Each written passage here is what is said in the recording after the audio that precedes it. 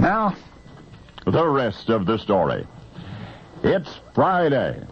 You can put those words on my tombstone if you want to. That'll mean I've gone to be with my family. It's Friday. Today, those words are good news. Means the end of the work week, the beginning of Saturday, Sunday fun days.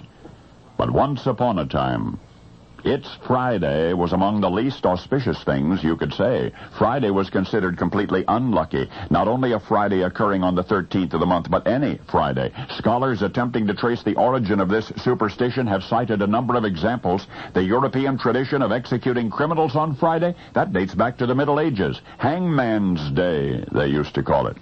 There are a number of biblical examples. Supposedly, Adam and Eve succumbed to temptation on a Friday.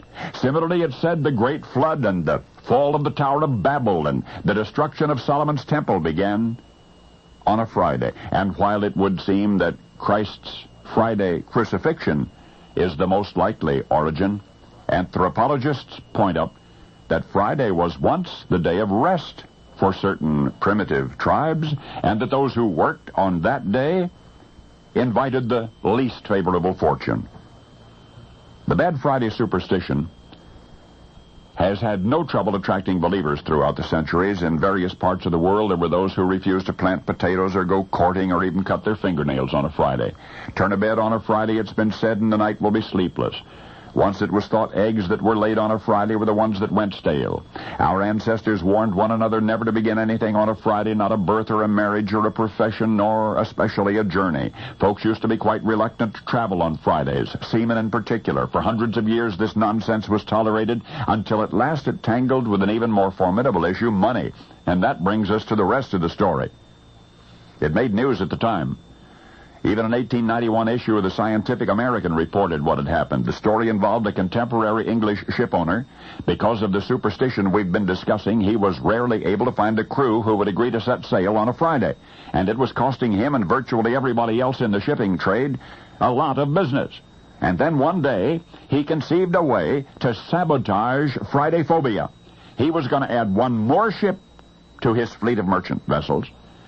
He was going to sign every contract concerning her construction on a Friday. He was going to lay her keel on a Friday. He would launch her on a Friday. He would even employ Captain James Friday for her maiden voyage. And it was to begin on a Friday and terminate in the East Indies on a Friday. And the vessel was to be christened the Friday.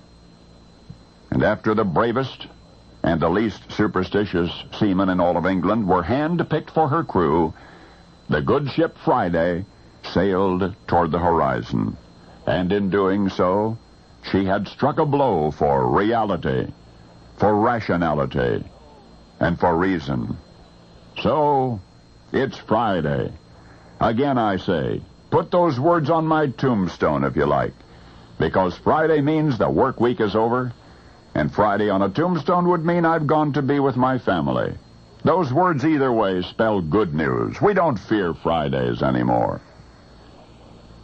In spite of what happened a century ago, I was telling you about the merchant vessel named Friday, with a captain named Friday which set sail on her maiden voyage on a Friday. She was never heard from again. And now you know the rest of the story.